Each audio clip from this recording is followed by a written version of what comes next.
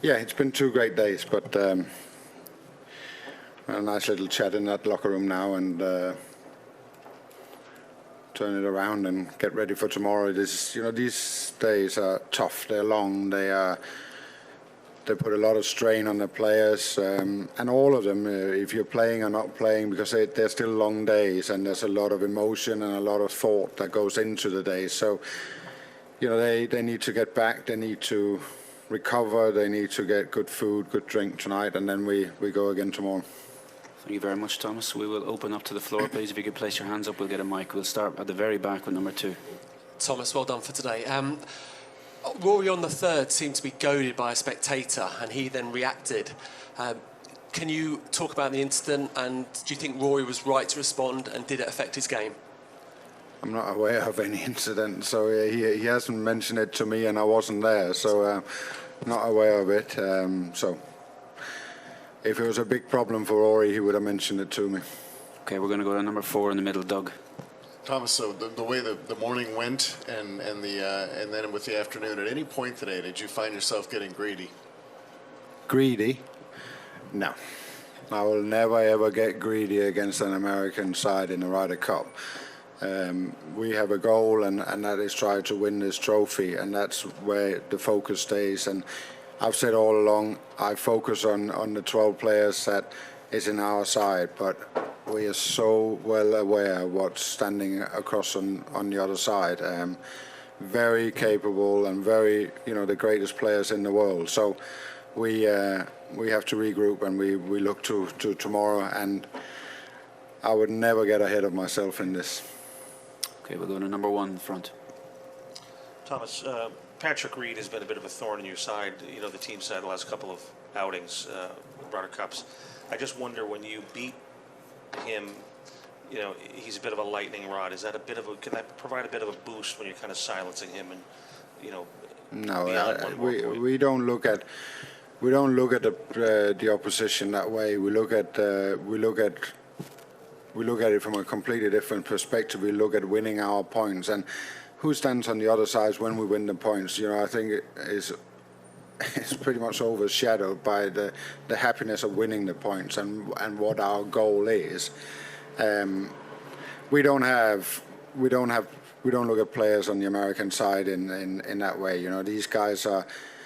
I think a lot of people tend to forget how close they are, a lot of them, and they live their lives together every week, and have great relationship across the 2 teams. So we don't look at our opponents that way. We look at it in a way of trying to win the points that we can do and be happy about that. Okay, we're going to go to number 2 in the very back. Thomas, what most impressed you about Francesco and Tommy's performance over the last 2 days, and did their performance exceed even your expectations? Well, I mean, what can you say?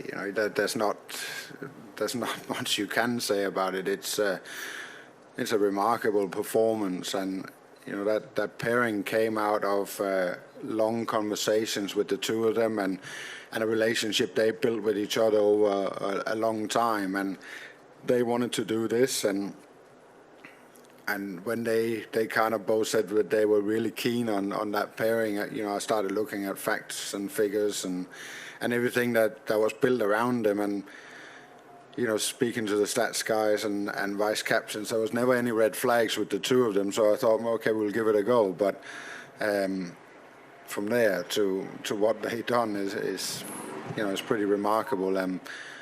But they've had 2 very long days, and now they have to refocus themselves. They're out there on their own tomorrow, and but they're 2 quality golfers, and it's quite fun to watch.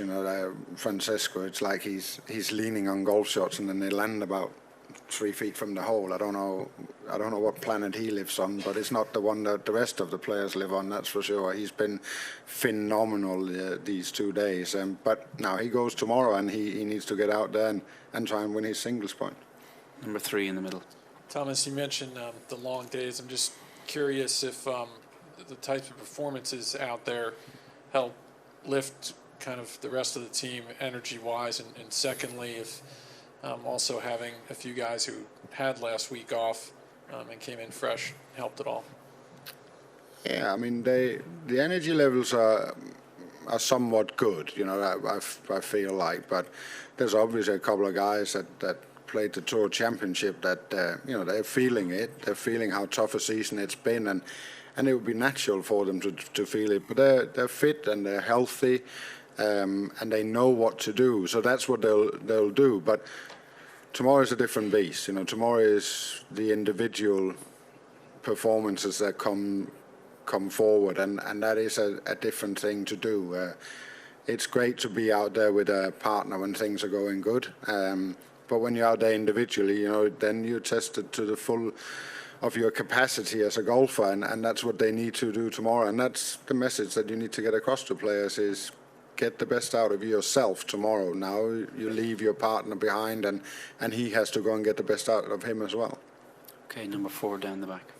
Thomas, just going back to Molinari-Fleetwood pairing, how important do you think it is that, do you think their course knowledge was in the way they played? Because they seem to manage the course fantastically. And how important has that been for your team throughout the weekend, your local knowledge? Yeah, I mean, it's difficult to argue that when you got players like Alex and Tommy that's won around here, that they obviously, anytime, you know, in my own career, anytime I step onto a golf course I won on, you know, you feel good about yourself. You feel like I can play this golf course. But in golf, it's also about, you know, bringing your form, and that's more important than anything, because you tend to win on a golf course and then you seem to miss the cut the year after. So it's all about, you know, how you come in and the type of golf you play. But Francesco has played good golf around this golf course, but it suits his game, and he will be the first to admit that. But I say this, and I said it all along, when you take 24 of the best players in the world and put them on a golf course, they're going to find a way around it. Yeah, over these 2 days we probably found a little bit of a better way around it, but you know, it's not over yet. So we'll see how we manage with the golf course tomorrow. Okay, number 3 in the middle. Thomas, when you think about the style of golf that this course demands, do you think the guys on your team genuinely enjoy and embrace having to play that way? And if so, is that part of what makes them good at it? But then you have to enlighten me on the style. Just tighter fairways, longer rough, maybe a little more accurate off the tee. Yeah, but this golf course reminds me a lot of TPC at Sawgrass. You know, that's the type of, and you know, that's not a golf course that, you know, it's just not a very long golf course. It's demanding golf course, and you know, when you put the best players on a golf course in the world, you wanna see demanding golf courses. You want them to be tested. You want them to, you know, so you're rewarded by playing well. And you know, we have played well. We have played well. I feel like we've been out on the golf course and done the right things. But you know, it's such a long marathon this, and tomorrow there's 12 points to be played for, and that's what we'll keep looking at. Whatever the golf course is, and it's what's in front of us. I've never been one to hide from that. I can't play a golf course, and I always believe that when I'm playing my best, I can step on any golf course and compete. Okay, we're going to go to number 1. Thomas, do you, in now 10-6 up, do you draw on previous experience? Do you name check Medina for what happened there on the flip side, or is this a complete new chapter? No, you keep reminding yourself that we had a big lead at Valderrama. We had a big lead at Brookline, and at Valderrama we won, but only just. At Brookline we lost. At Medina we were a long way behind, and we turned it around. And so in history, our history will show me and everybody in that team that this is not over, and that's what it's all about. You go full bore tomorrow, get out there and do all the right things, and this is not over till you got the points on the board. Okay, we're going to go to number 4. Is there anything that you remember specifically about what was the reason that the Europeans had the success that day in 2012 on the Sunday in Medina?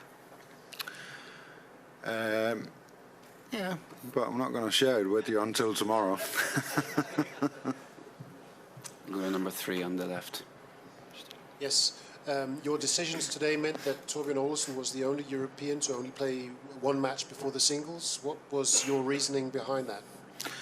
You know, I really wanted to get everybody on the golf course every day, and but a couple of things, you know, turned out. I probably really didn't anticipate to having Francesco and Tommy on the golf course the way I did, but you know, things happen, and then you keep going with that, and they were so keen, and they felt healthy, they felt fit, and then you end up in a situation where that's the case. That was a really, really hard decision for me. He's one of my dearest friends. But you have the conversation with him, and you know, I go back to 1997. You know, I sat in that team room on Friday night, and looking at Seve, and I could see that he didn't really want to put me out there, but he did. And you go out and try and do the best with what's in front of you, and then you go and try to do well in the singles. And that's just what happens sometimes in the Ryder Cup, that you come in and you're playing all right and you're doing the right things, and when you're a rookie you end up playing 2 games. That's just the nature of the beast, and that's hard for the captain, but it's hard for the player. But Torbjørn is a you know, he's a good egg, and he's a boy that will turn this around, and you know, he might go out and show his old Danish friend that he was wrong tomorrow. Okay, I believe we have the singles just out, fresh off the press, and I'll call them out for you, Thomas, as you consider. Rory McIlroy versus Justin Thomas, Paul Casey versus Brooks Koepka, Justin Rose versus Webb Simpson, John Rahm versus Tiger Woods, Tommy Fleetwood versus Tony Finau, Ian Poulter versus Dustin Johnson, Thorbjørn Olesen versus Jordan Spieth, Sergio Garcia versus Ricky Fowler, Francesco Molinari versus Phil Mickelson, Tyrrell Hatton versus Patrick Reed, Henrik Stenson versus Bubba Watson, and Alex Noren versus Bryson DeChambeau. Thomas, can you give us your thoughts and your opinions on or why you went for those pairings? Well, I mean, I can only look. I mean, you can sit and guess what the other captain is going to do. I went with this setup because of personalities and the way I see them. I believe that singles are very different to pairs, and I went with this group of guys in this order because I think it covers all the way through the order. So I'm happy with the way it looks. Listen, if you look at the right side of this, you know, that lineup of American lineup was always going to be extremely strong, and it doesn't matter. We need to win our points tomorrow, and where they come from, they can come from any match. You can lose any match in the Ryder Cup, and you can win any match. So we go with this, and you know, this is going to be a great contest tomorrow, and we look forward to it. All we really want to do right now is get back to the team room and see if Liverpool's equalised, to be honest. Thank you, Thomas. We'll move to number 1 over here on the right. Thomas, I was going to ask a question about Molinari, but now the pairings are out. Could you just give us some insight into why you've sent Rory out first? You know, just as a statement, please. No, but you know, there's a lot of reasons to send Rory out first. He's a fantastic player. He likes to play fast. He doesn't like to be held up. He likes responsibility. So there's a lot of reasons to send him out first. You know,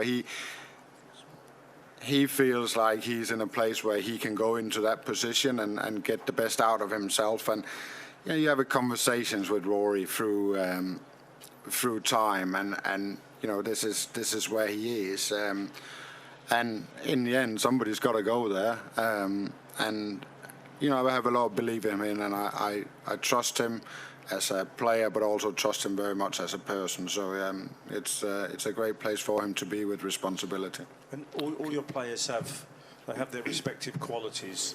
But you said earlier that Molinari is on a different planet to everybody at the moment. I mean, what could you achieve if you had 12 Molinaris? Oh, there's two of them I have to deal with once in a while. Never forgetting his brother. I don't know, what can you achieve with 12 Molinaris? You can achieve a lot, I guess, especially in this kind of event. But I don't like putting Francesco in a position where, this is a team effort. This is 12 players, and we do this together. And I keep saying to you guys that this is not a question of just the guys that's on the golf course winning the points, because the guys that win the points on the golf course, they do that because of the environment that they are in, and that's what this team is about. We've been playing with 8 in every session, but it's about 12, and we felt like we've been the whole team on the golf course in every session. And that's what we need to do tomorrow. We need to get out there, and every single one has to deliver. But this is a different kind of thing. This is the 12 individuals and what they do every week as a professional golfer. This is what they have to, that perspective they have to deliver from tomorrow. So it's different tomorrow. But, if any professional golfer would like to play the way Francesco's played over the last 2 days. Okay, we'll go to number 2 in the front. Yeah. Question coming back to this. You did a great job with keeping the momentum in the morning coming out. How do you see things going into tomorrow? Because the red did come back a little bit today.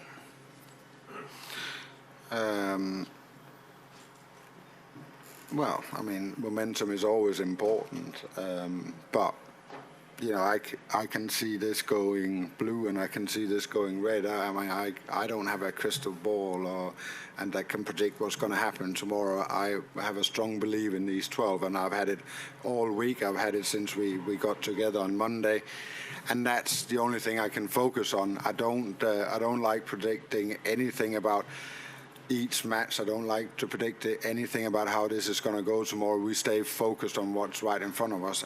And what's right in front of us is food, drink, sleep, and then we wake up tomorrow morning and we go with these 12 players. We can't change anything. These are the ones we have. And I wouldn't want to change anything. I'm really, really proud of what they've done these 2 days. Thomas, on that note, thank you very much, and thank you. Best of luck tomorrow. Thanks, Thomas. Thank you.